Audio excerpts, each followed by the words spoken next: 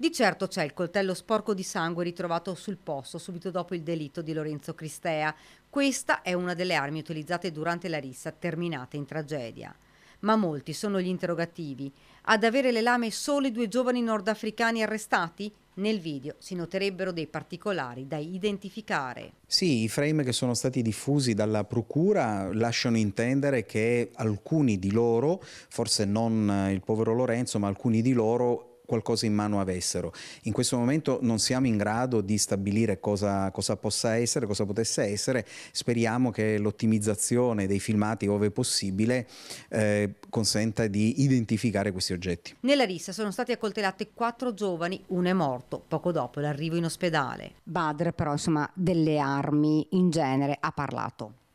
Ha parlato, su questo mantengo un riservo professionale.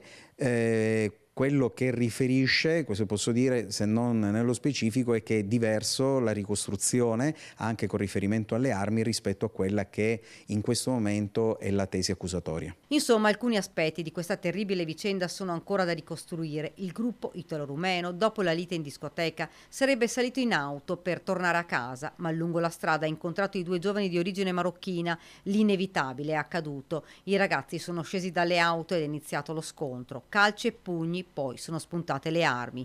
Entrambi gli arrestati hanno dato la stessa versione. Siamo stati aggrediti e abbiamo temuto per noi. Loro erano in tanti. Nello studio dell'avvocato Crea l'incontro con i familiari di Badr Rouaji. C'è ovviamente uno sconforto determinato dal fatto che il figlio è accusato di un grave reato e si trova in uno stato di detenzione. Poi, proprio come genitore, non soltanto del figlio detenuto, ma anche di altri 4 figli, ovviamente si sono immedesimati immediatamente nella posizione, nello stato d'animo dei genitori del povero Lorenzo, e ovviamente da genitori non possono che provare sofferenza anche nei confronti dei genitori per questa tragica scomparsa. Lunedì l'esame autoptico sul corpo della vittima, mentre si attendono gli accertamenti su 2 coltelli trovati. Intanto i video e le immagini tornano sotto la lente di ingrandimento. L'imperativo è chiarire cosa sia avvenuto in via Pagnana e perché un giovane di 20 anni è morto dopo una serata in discoteca.